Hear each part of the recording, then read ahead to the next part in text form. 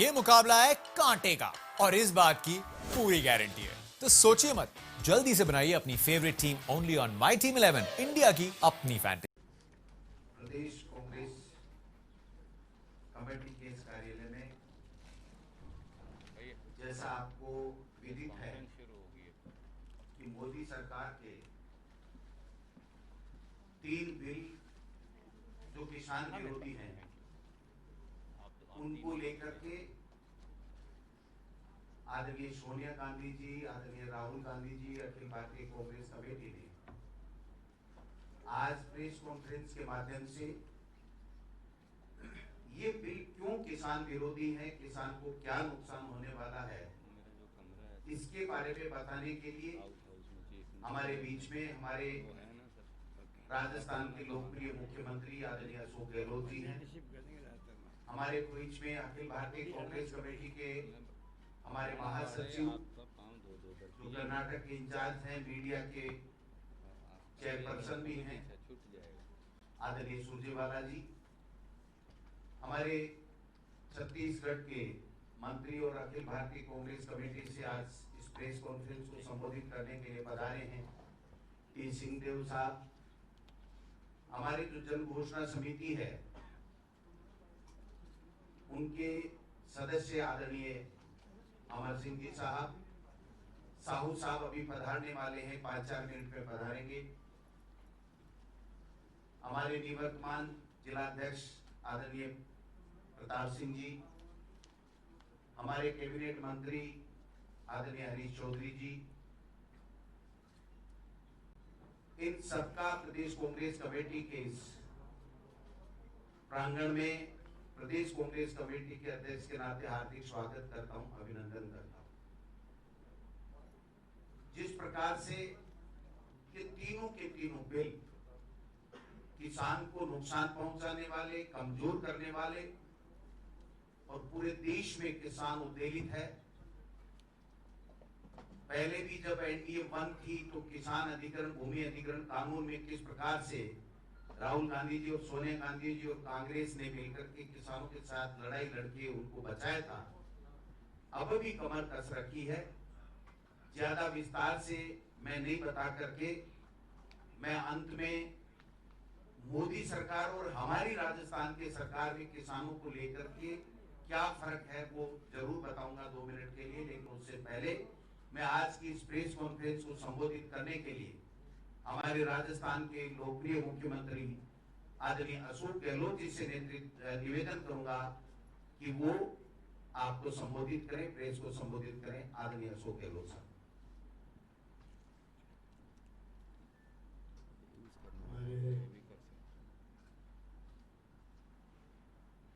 जैसा सबको मालूम है कि आज सुरजेवाला साहब, सिंहदेव साहब, अमर सिंह जी अभी तमिल सऊदी आने वाले हैं और हमारे पवन खेड़ा साहब सब लोग दिल्ली से आए हैं। तो आप समझ सकते हो कि इस प्रेस कॉन्फ्रेंस का क्या मायने कितना महत्व है। जो हालात बना दिए गए हैं एनडीए गवर्नमेंट द्वारा, उसके कारण पूरा देश का किसान आज सड़कों पर है। शर्मा से जिस रूप में फैसले हो रहे हैं देश के अंदर, वो सब आपकी जानकारी के अंदर मीडिया में है। पूरा मीडिया दबाव के अंदर है, देश के अंदर लोगों के लिए खतरे के अंदर है। और जब से गवर्नमेंट आई है एनडीए गवर्नमेंट, तब से चाहे नोटबंदी हो, चाहे जीएसटी हो, चाहे लॉकडाउन का फैसला हो और चाहे किसानों का भी 3 बिल लाने की बात हो, एक तरफा बिना किसी को बात किए हुए की जा रही है। ये तो पूरे देश के किसान खुद स्टेक होल्डर थे, किसानों की भागीदारी थी।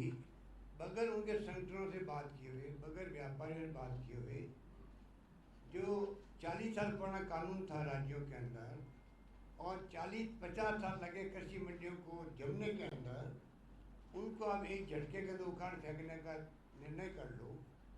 बड़े बड़े व्यापारियों, पूंजीपतियों को छूट दे दो, आप जो मर्जी कर सकते हो। आने वाले वक्त के अंदर आप कल्पना कर सकते हैं आने वाले वक्त में क्या हालात होने वाले हैं। किसानों की क्या स्थिति बनने वाली है, कोई कल्पना के बाहर की बात है। किसान समझदार है, वो समझता है उसके हित किस रूप में सुरक्षित रह सकते हैं। एक ही बात बहुत बड़ी बात है कि एमएसपी, अब जो डिफेंस में आ गई गवर्नमेंट तो बार बार वो एमएसपी की बात कर रही है। उनको पूछो जो कानून बनाया गया उसमें एमएसपी का क्यों नहीं प्रावधान किया गया। उससे आप समझ सकते हैं कि हालात बड़े गंभीर हैं और जिस रूप में पास किए गए तीनों बिल वो बड़ी शर्मनाक तरीके से किए गए हैं। बात नहीं सुनी गई, डिवीजन नहीं करवाया गया, हाउस के अंदर कभी होता नहीं है ना, रिजोल्यूशन कोई प्रस्ताव रखे, हाउस के अंदर अमेंडमेंट रखे, कोई चर्चा नहीं। इस रूप में आज ये बिल पास हुए हैं। बिल की क्या सैंक्टिटी आप समझ सकते हो। इसीलिए हमारे तमाम विरोधी पार्टी के नेताओं ने जाकर राष्ट्रपति महोदय से बात करी कि आपको चाहिए आप इसमें दस्तखत नहीं करें, और पूरे देश में एक बहुत बड़ा आंदोलन खड़ा हुआ है, आप सबको मालूम है। तो इनकी फितरत के अंदर यही है, क्योंकि ये फासिस्टी सोच के लोग हैं, डेमोक्रेसी में विश्वास नहीं है, इसलिए तमाम काम वो कर रहे हैं जिससे कि ध्यान डाइवर्ट हो। आज बॉर्डर में चाइना की स्थिति, इकोनॉमिक स्लो डाउन है देश के अंदर, लॉकडाउन में बर्बाद हो गया अर्थव्यवस्था, जीएसटी का पैसा, सरकार का वादा जो है राज्यों को पैसा देने का, लिखित में जो समझौते हुए हैं कि जीएसटी जो कम पड़ेगा हम राज्यों को उसकी भरपाई करेंगे। अगर जो सरकार केंद्र सरकार राज्य सरकारों की वादा खिलाफी कर सकती है राज्य सरकारों के साथ में, वो सरकार कैसे कह रही है कि हम किसानों के जो आपस में कोई मनमुटाव होगा, विवाद होगा, तो उसके ऊपर एसडीओ और कलेक्टर अपील होगी वहाँ पर। आप कल्पना करिए कि किसान और व्यापारी का कोई विवाद हो गया, अभी तो निपट जाता है कृषि मंडी की समिति में, अपील जाती डायरेक्ट बात जाती नहीं है। कल ही मैंने पता किया, अपील आती नहीं है, नंबर आती नहीं है। अब अगर कोई विवाद होगा तो पहले जाओ एसडीओ के पास में, फिर जाओ आप कलेक्टर का अपील करो। क्या कलेक्टर एसडीओ के पास में टाइम है? पहले इस दबाव के अंदर है। सारे प्रोविजन किए गए वो किसान विरोधी हैं, मंडी समाप्त हो जाएगी और बहुत बड़ी बर्बादी के लक्षण दिख रहे हैं। तो मैं लंबी बात नहीं कहता हुआ, क्योंकि हमारे साथी आए हुए हैं, इसी मकसद से आए हुए हैं कि आपसे वो वार्तालाप कर सकें। मैं इन सब का अपनी ओर से, अपने साथियों की ओर से मैं इनका हार्दिक स्वागत करता हूँ और मैं चाहूँगा कि वो अपनी बात आगे बढ़ाएं।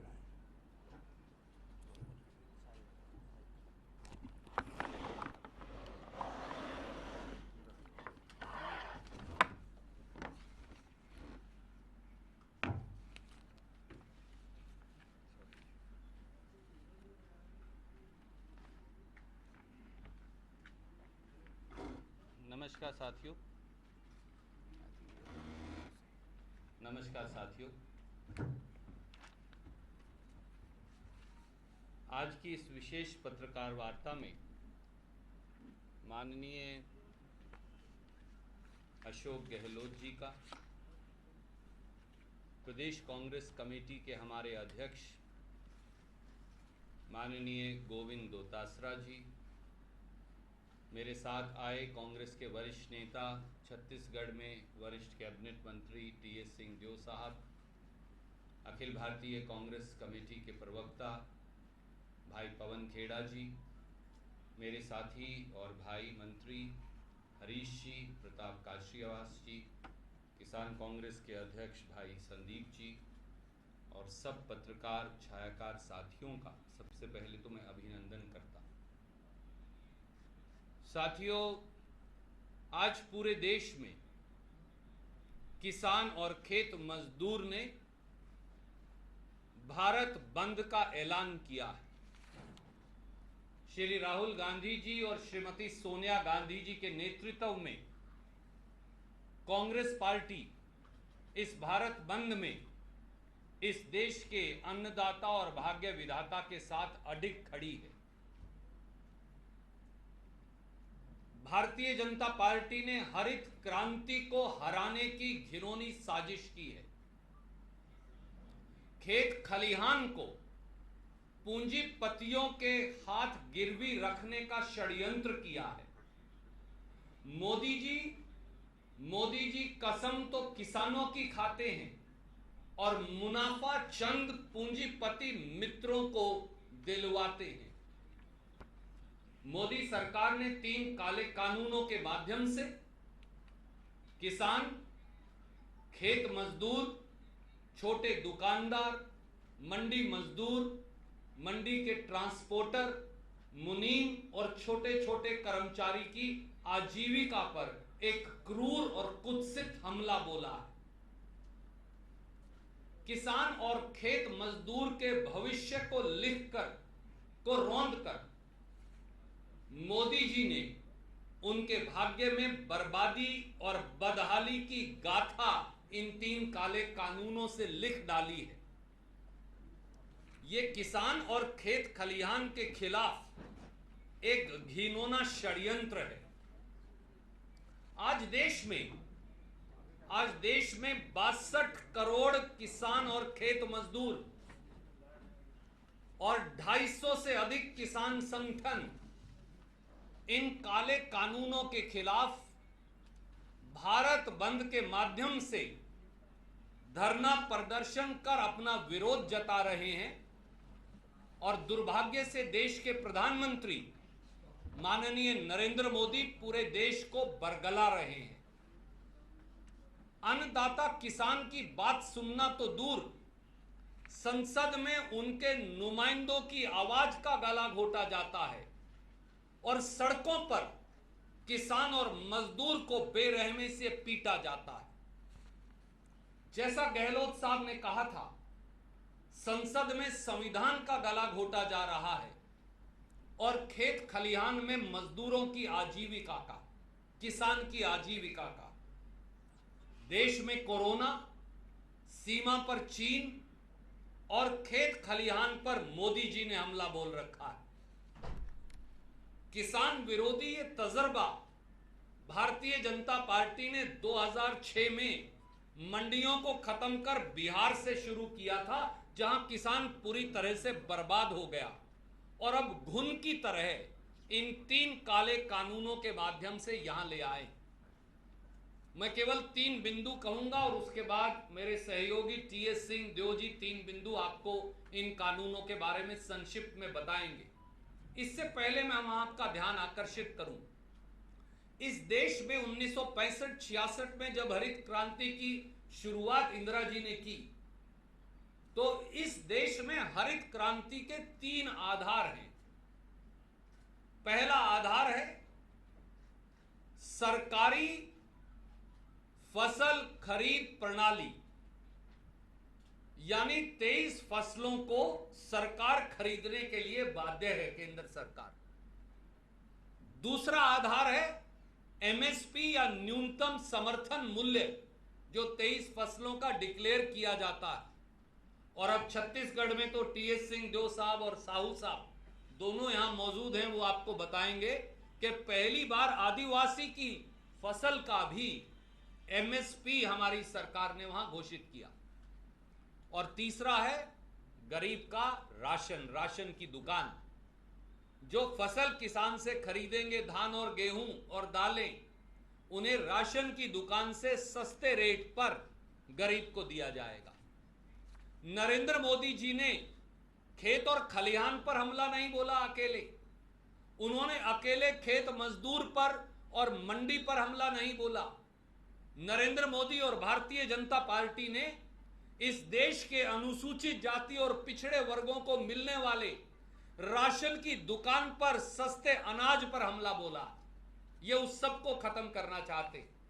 और 3 बातें जिनकी तरफ इस काले कानून का मैं ध्यान आकर्षित करूंगा। पहली, अगर अनाज मंडी, सब्जी मंडी यानी एपीएमसी व्यवस्था पूरी तरह से नष्ट हो जाएगी, तो कृषि उपज खरीद प्रणाली भी पूरी तरह से नष्ट हो जाएगी। फिर किसान की फसल को न्यूनतम समर्थन मूल्य यानी एमएसपी पर कौन खरीदेगा, कैसे खरीदेगा और कहां खरीदेगा? ये 3 सवाल है। कौन खरीदेगा एमएसपी पर, कैसे खरीदेगा और कहां खरीदेगा?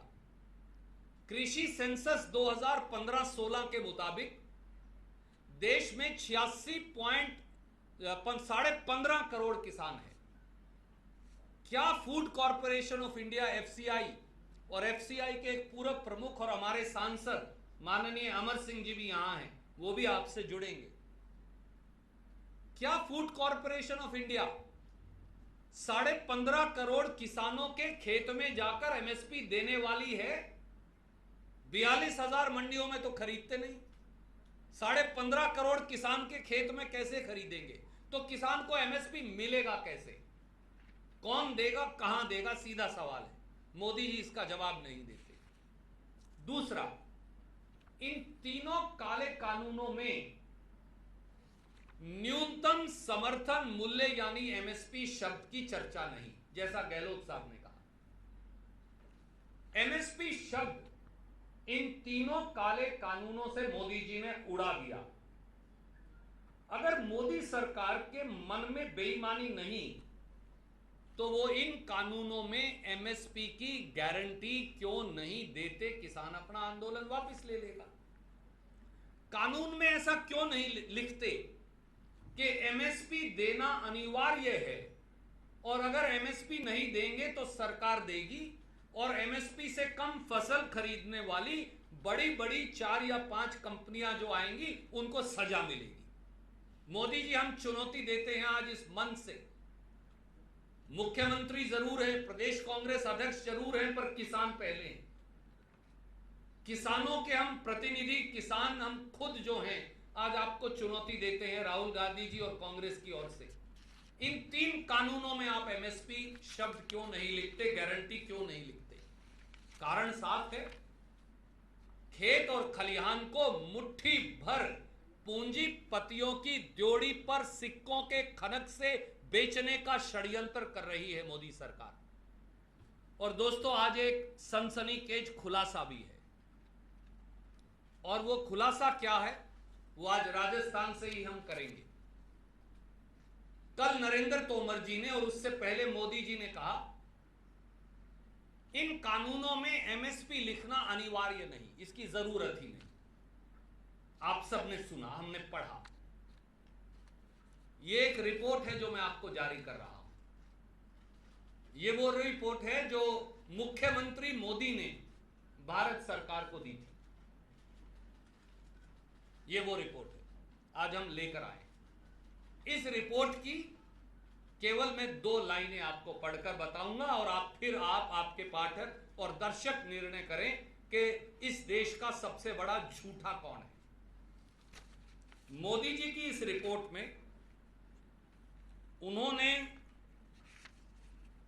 इस रिपोर्ट का पेज 19 जब आप देखेंगे, पॉइंट नंबर 2 का पैरा बी पॉइंट 3, उन्होंने ये लिखकर कहा था मुख्यमंत्री मोदी ने। मैं वो आपको पढ़कर सुना रहा हूं जो मुख्यमंत्री मोदी ने कहा। एनफोर्स एमएसपी, ये उनके दस्तखत की रिपोर्ट है। सिंस इंटरमीडिएट, क्योंकि अंग्रेजी में है तो मैं गुस्ताखी है, अंग्रेजी में पढ़ूंगा। Since intermediaries play a vital role in the functioning of the market, and at times they have advance contract with farmers, in respect of all essential commodities, now अब आपका ध्यान आकर्षित करूंगा, we should protect farmers' interest by mandating through statutory provisions that no farmer trader transaction should be below MSP wherever prescribed. मुख्यमंत्री मोदी ने ये कहा कि कानून के अंदर एमएसपी की शर्त लिखना अनिवार्य होना चाहिए। प्रधानमंत्री मोदी जी, मोदी की बात क्यों नहीं मानते? आज भूल जाइए कांग्रेस को, भूल जाइए विपक्षी दलों को, ये तो आपकी लिखित रिपोर्ट है। आज मोदी की बात मानने से क्यों इनकार कर रहे हैं? ये राजनीतिक बेईमानी का सबूत इससे बड़ा कोई हो सकता है क्या? ये उनकी रिपोर्ट है लिखी हुई। क्या इसका जवाब है आपके पास? इसका कोई जवाब है नहीं, ये उन्होंने खुद लिख कर दी। और तीसरी बात, प्रधानमंत्री ये कहते हैं कि किसान को मैंने बिचौलियों से मुक्त कर दिया, अब किसान पूरे देश में अपनी फसल ले जाकर कहीं भी बेच सकता। इससे बड़ा सफेद झूठ कोई नहीं हो सकता। झूठ बोलते हैं प्रधानमंत्री, बरगलाते हैं प्रधानमंत्री, भटकाते हैं प्रधानमंत्री, क्योंकि किसान आज भी अपनी फसल पूरे देश में कहीं भी ले जाकर बेच सकता है। काश मोदी जी ने हल का मूठ पकड़कर कभी खेती की होती तो उन्हें समझ आता। इस देश के कृषि मंत्री नरेंद्र तोमर साहब का इलेक्शन एफिडेविट मैंने पढ़ा, उसमें लिखा है कि मेरे पास 1 इंच भी कृषि भूमि नहीं। देश के प्रधानमंत्री ने कभी खेती नहीं की, देश के कृषि मंत्री ने कभी खेती नहीं की, और हमको पढ़ा रहे हैं खेती का पाठ। कृषि सेंसस 2015-16 में लिखा है साथियों कि 86.2% किसान केवल 5 एकड़ भूमि से कम का मालिक है, और उसमें से 80% किसान मात्र 2 एकड़ भूमि का मालिक है। 2 एकड़ भूमि वाला किसान राजस्थान या हरियाणा से, गंगानगर से, हनुमानगढ़ से, कुरुक्षेत्र और करनाल और अंबाला से, जालंधर और अमृतसर से अपनी फसल ले जाकर कलकत्ता या मद्रास में कैसे बेचेगा? चाय पैदा करने वाला आसाम का किसान असम से लाकर दिल्ली में अपनी चाय कैसे बेचेगा? रबड़ पैदा करने वाला, नारियल पैदा करने वाला केरल का किसान केरल से दिल्ली लाकर या उत्तरी भारत लाकर या बंगाल जाकर अपनी फसल कैसे बेचेगा? यह असंभव है, क्योंकि 2 एकड़ 4 एकड़ वाला किसान तो 30 किलोमीटर दूर, 40 किलोमीटर दूर मंडी में नहीं जा सकता। उसके पास, आधों के पास ट्रैक्टर ट्रॉली नहीं, 4 व्हीलर की व्यवस्था नहीं। आप कह रहे हो तुम जाकर अमेरिका बेच के आओ 2 एकड़ वाले किसान को अपनी गेहूं। मोदी जी किसका बेवकूफ बना रहे हैं? असंभव बात है ये। इसलिए कम से कम न्यूनतम समर्थन मूल्य की गारंटी और सरकारी खरीद प्रणाली और मंडियों को खत्म मत करिए। और 2 महत्वपूर्ण पहलू हैं जो टीएस सिंह देव साहब को मैं रिक्वेस्ट करूंगा कि वो अब अपनी बात इसमें जोड़ेंगे। You can use this also if you want. Will try and shift Rajasthan के थोड़ा करना। आदरणीय मुख्यमंत्री श्री अशोक गहलोत जी, आदरणीय रणदीप सिंह सुरजेवाला जी, सम्माननीय गोविंद सिंह डोटासरा जी, सम्माननीय पवन खेड़ा जी, सम्माननीय अमर सिंह जी, सम्माननीय प्रताप सिंह जी, साथी भाई रामरतन साहू जी, उपस्थित सभी पदाधिकारी, जनप्रतिनिधि, मीडिया के सभी साथी, 2-3 बिंदुओं पे मैं आपका ध्यान आकर्षित करना चाहूंगा।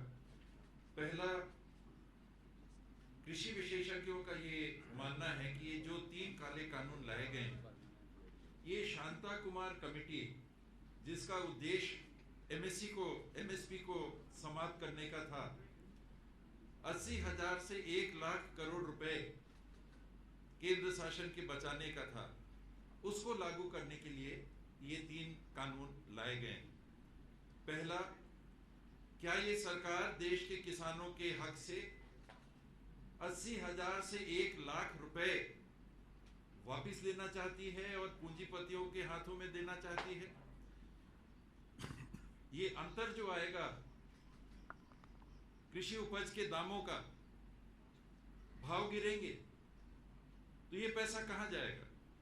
ये मूल प्रश्न है, और इसीलिए एमएसपी की अनिवार्यता की बात कांग्रेस का शीर्ष नेतृत्व करता रहा है और उस बात पे अडिग रहेगा। दूसरी बात, ठेका प्रथा को लागू करना। इन कानूनों से होगा क्या?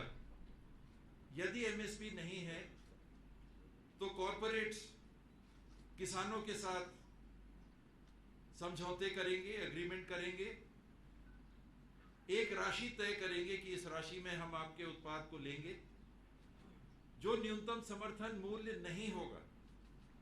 और हमारा अनुभव क्या रहा है कॉरपोरेट्स के साथ, अंग्रेजी में बने हुए कानून मैं भी शायद ना पढ़ पाऊंगा ना समझ पाऊंगा।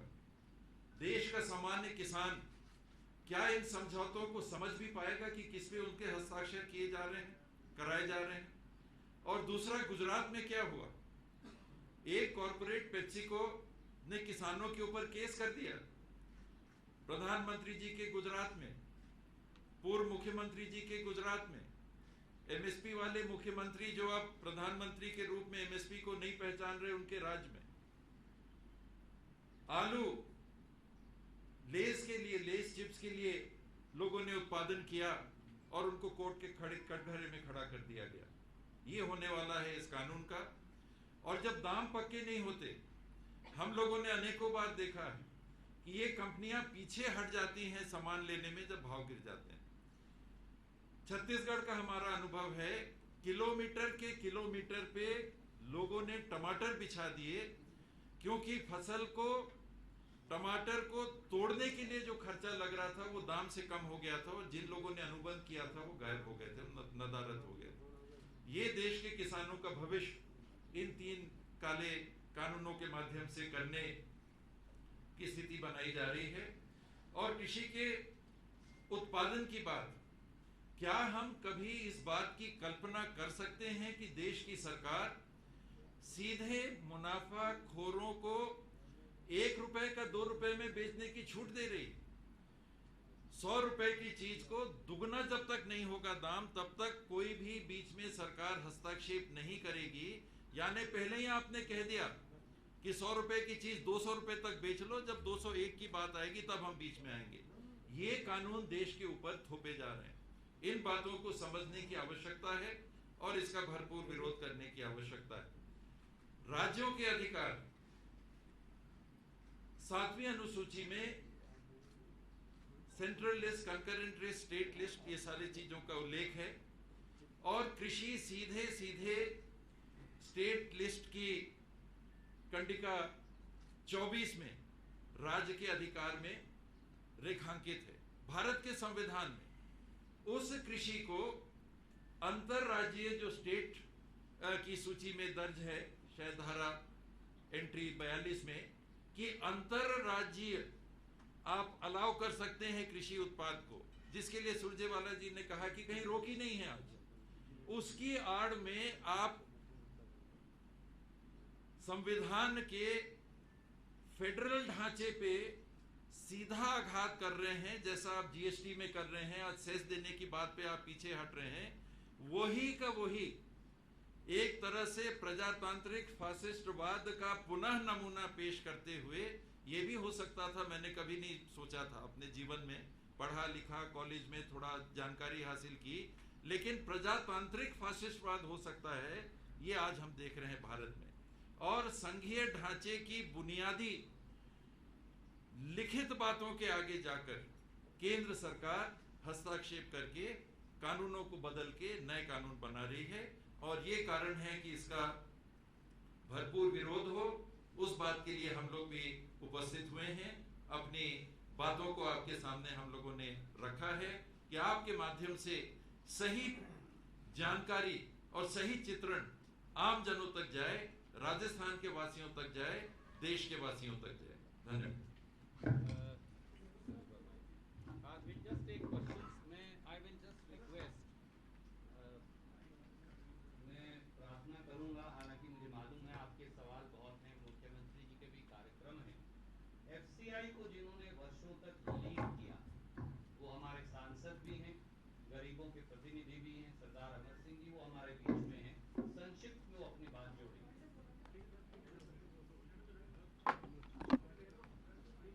बहुत बहुत धन्यवाद सुरजेवाला जी, माननीय मुख्यमंत्री जी और सभी साथियों। में ज्यादा टाइम नहीं लूंगा। देखो, ये सरकार एक इंटरनेशनल एजेंडा के तहत चल रही है, ये नेशनल एजेंडा नहीं है। मैं जब नौकरी में होता था तब भी वर्ल्ड ट्रेड ऑर्गेनाइजेशन, जिसको विश्व व्यापार संगठन कहते हैं, उसका, वर्ल्ड बैंक का ये दबाव रहता था कि आप लोगों ने एग्रीकल्चर जो मार्केट है, और ये दोस्तों आप हैरान हो जाओगे, अगर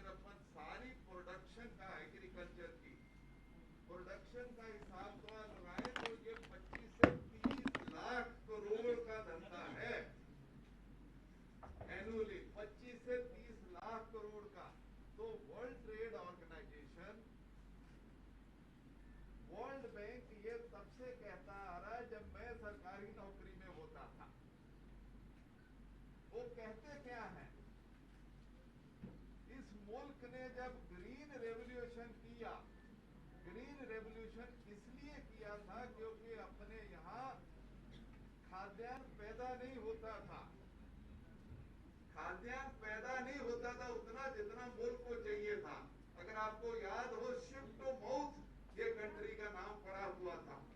अमेरिका से पीएल 480 आती थी, फिर अपने यहाँ बढ़ता था। तो उस वक्त फूड कारपोरेशन ऑफ इंडिया को बनाया गया 1965 में। उसके साथ ही व्यवस्था बनाई गई कि किसान जो पैदा करेगा उसका मिनिमम समर्थक मूल्य होगा, जिसको एमएसपी कहते हैं। उसी के साथ क्योंकि गरीब जनता बहुत थी, तो इसीलिए पब्लिक डिस्ट्रीब्यूशन, जो सस्ता अनाज गल्ला आप कहते हो, गरीबों को मिलता है, ये सारी व्यवस्था खड़ी गई। अब जो वर्ल्ड बैंक है और डब्ल्यूटीओ है, वो क्या कह रहा कि ये जो आपकी व्यवस्था है, ये यूपीए के टाइम पे भी बहुत प्रेशर रहा। ये जो आपने फूड कारपोरेशन ऑफ इंडिया पैदा किया है, पब्लिक डिस्ट्रीब्यूशन करते हो, एग्रीकल्चर सब्सिडी देते हो, फूड सब्सिडी देते हो, इसको कम करो, आप अपने एग्रीकल्चर सेक्टर को खोलो। सभी सरकारों पे हमेशा प्रेशर रहा है। यूपीए ने, कांग्रेस ने कभी ये कहना नहीं माना। ये मोदी जी जैसे ही 2014 में आए, तो खेड़ा साहब ने बहुत अच्छी तरह बताया, शांता कुमार कमेटी बनाई 2014 में, मंत्री प्रधानमंत्री, और वो कमेटी रेकमेंड क्या कर रही है, रेकमेंड कर रही है कि जो पीडीएस है, जो सस्ता अनाज है, वो अभी अपने यहाँ 67% पॉपुलेशन को, 67% जनसंख्या को दिया जाता है, क्योंकि कांग्रेस ने नेशनल फूड सिक्योरिटी एक्ट 2013 में बनाया था, सोनिया जी के, मनमोहन सिंह जी के नेतृत्व में।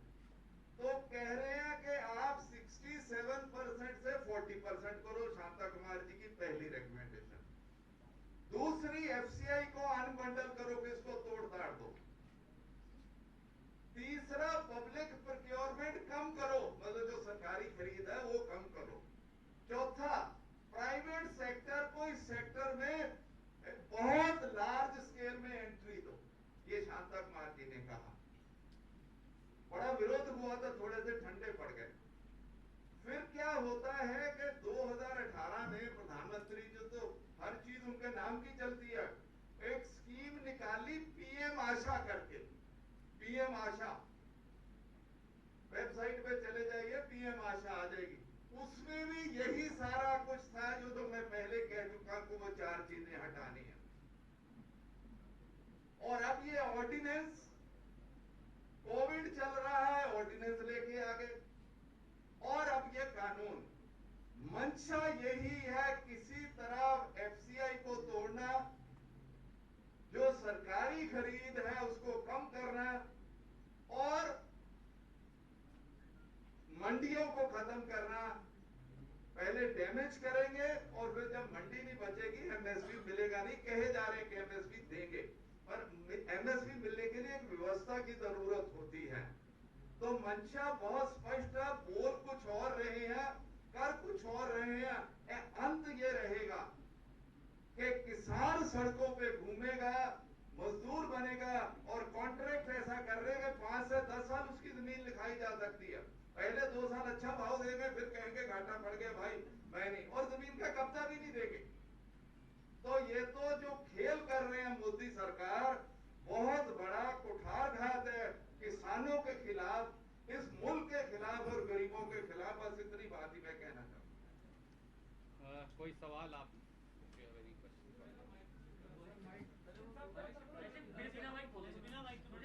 सबसे बड़ा सवाल ये है, जितने भी आपने चीजें बताई, क्या ये अच्छा रहेगा कि जनजागरण कैंपेन शुरू जाने के वक्त ही चलाया जाता है, सरकार ने लागू किए? सॉरी, आपकी आवाज मुझे सुनी नहीं, क्योंकि बीच में मैं पीछे पूछ से रहा था, अध्यादेश जिस वक्त लाए गए थे, लंबा अर्सा गुजर गया, फिर लागू किए। अध्यादेश जिस वक्त लाए गए थे, क्या उस वक्त जनजागरण नहीं शुरू करना था?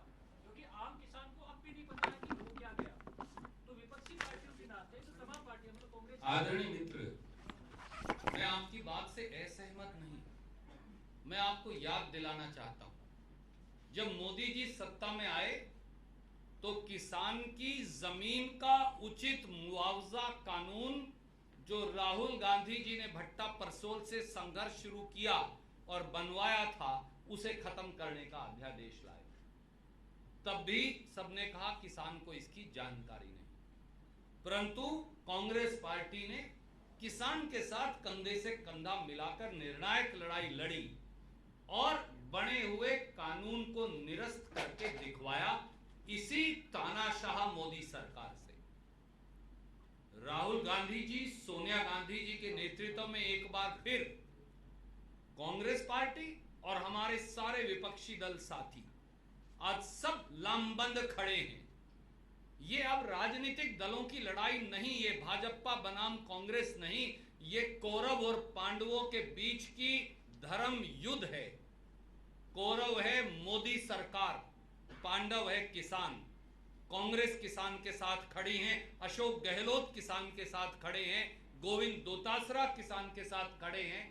अब निर्णय हर व्यक्ति को करना पड़ेगा, हर राजनीतिक दल को करना पड़ेगा। अब इस धर्म कुरुक्षेत्र के धर्म युद्ध में आपको फैसला लेना पड़ेगा, आप कौरवों के साथ हैं या पांडवों के साथ। क्योंकि 7 पुश्तों को भारतीय जनता पार्टी की किसान माफ नहीं करने वाला। मैं आपके पास आऊंगा। यस, बहुत गंभीर बात बताने जा रही हूँ मैं।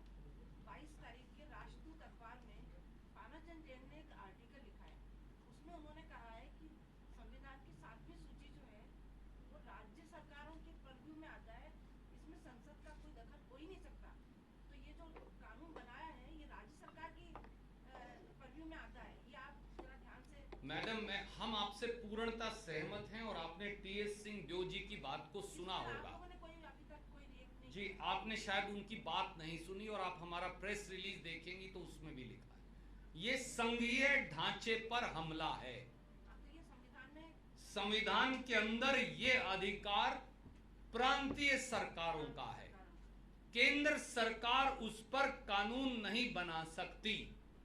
प्रधानमंत्री मोदी और भारतीय जनता पार्टी इस बात का नाजायज फायदा उठा रहे हैं कि लोकसभा राज्यसभा में उनके पास बहुमत है और कई प्रांतों में उनकी और उनके मित्र दलों की सरकारें हैं, 16-17 प्रांतों के अंदर, और वो उसका फायदा उठाकर देश के संविधान को पांव तले रौंद रहे हैं, संवैधानिक प्रक्रिया को की हत्या कर रहे हैं और संसद को अपना बंधक बना लिया है। हम इसकी लड़ाई संसद से सड़क तक लड़ेंगे, इसीलिए हम पहले चरण में आपके बीच उपस्थित हैं।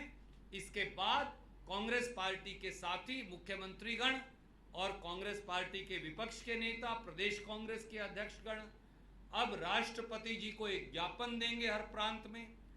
2 तारीख को, 2 अक्टूबर को, जब महात्मा गांधी जी की जयंती है, लाल बहादुर शास्त्री जी की जयंती है, हर विधानसभा क्षेत्र में किसानों के साथ मिलकर कांग्रेस धरना प्रदर्शन करेगी।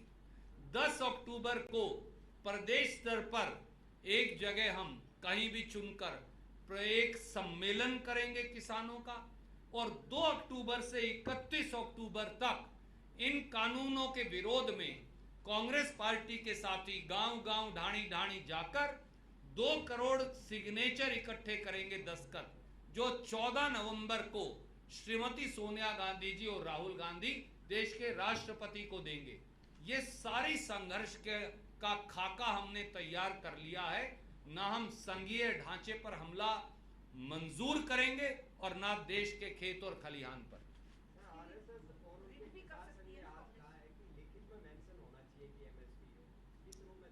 ये एक स्वांग, ढोंग और प्रपंच है। राष्ट्रीय स्वयंसेवक संघ और किसान संगठन जो भाजपा से जुड़े हैं, वो राजनीतिक बेईमानी से, ढोंग और प्रपंच से, स्वांग और धोखे से इस प्रकार के बयान दे रहे हैं। अगर ऐसा है तो वो आकर किसान और कांग्रेस के साथ खड़े होने का साहस दिखाएं, मैं उनको चुनौती देता हूं। और भारतीय जनता पार्टी से अपना समर्थन वापस ले, नहीं तो ये ढोंग, प्रपंच, स्वांग, धोखा ये बंद करें ड्रामा। इस मुद्दे पे एडिट नहीं कर सकते हम। सर ये कहना है मंडियों का, जो मंडियां हैं उनका कहना है कि इस कानून से हमें कोई ज्यादा एतराज नहीं है, क्योंकि हम जो टैक्स है वो आपको नहीं देंगे। सरकार जो मंडियों से टैक्स ले रही है वो टैक्स हम आपको नहीं देंगे। उस टैक्स को हटा दो तो बाहर की प्रतिस्पर्धा और हमारी प्रतिस्पर्धा बराबर की हो जाएगी। इस पर आप बताएं। आदरणीय साथी, ये एक भ्रम जाल है जो भारतीय जनता पार्टी फैला रही है। मैंने, अगर आपने ध्यान से सुना, तो एक सवाल पूछा था।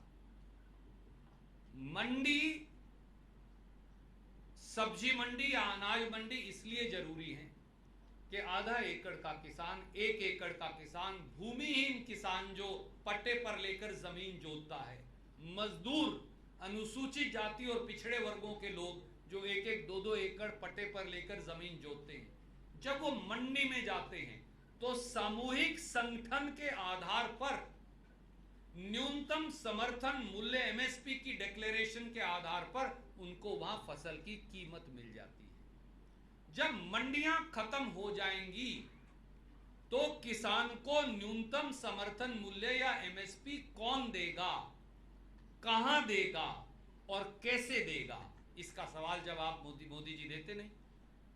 आप मोरों को दाना चुगाते हुए दिल्ली में एमएसपी तो घोषित कर सकते हैं, पर मोरों को दाना चुगाकर 15.5 करोड़ किसानों, भाग्य विधाता, अन्नदाता के खेत में एमएसपी नहीं दे सकते, क्योंकि एफसीआई 15.5 करोड़ किसानों के खेत में कैसे जाएगी। आखिर में जो 2, 3 या 4 बड़ी कंपनियां आएंगी, जैसा अमर सिंह जी ने कहा, साहू साहब ने इससे पहले कहा था, आदरणीय गहलोत साहब ने कहा, टीएस सिंहदेव जी ने कहा, जो 4 कंपनियां आएंगी वो किसान की मेहनत औने पौने दामों पर खरीद ले जाएंगी। धन्यवाद।